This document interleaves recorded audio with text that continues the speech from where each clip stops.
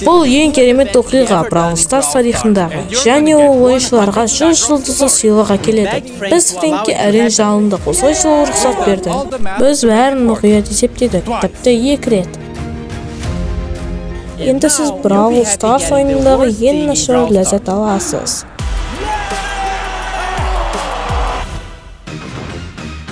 Бұл 100 стар жүлдесі бар қауымдастық шарасы. Сіздің міндетіңіз осы шкаланы толтыру. Егер сіз сәтті болсаңыз, сіз 100 жұлдызды сыйлықты ала аласыз. Сіз бұған қуанып тұрған шығарсыз, бірақ та бұл мақсатты орындау үшін сіздер 1,5 миллиард сундуктар ашу керексіз. Және осы сундуктарды ашып, сіздер шкаланы толтыра аласыздар. Және де бізге события қосылады.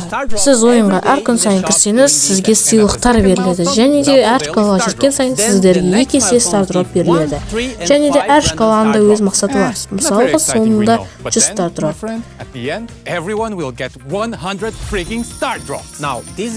Бұл сыйлықты алу үшін сіздерде 400 кубок болу керек. Егер сіздер 400 кубокқа жетсеңіз, онда өкінішке орай сіздер ала алмайсыздар. Ең қуанышты жаңалық, егер сізге көптеген жасыл сандықтар түсе берсе, онда сіз легендарный сундукты аша аласыз. Бұл жерде тек қана 100 адамға ғана легендарный сундуктар беріле алады. Ол жерден көптеген адамдар және де скиндар түсуі мүмкін. Ал бұл события тек қана 10 күнге беріледі. Бастаңыздар!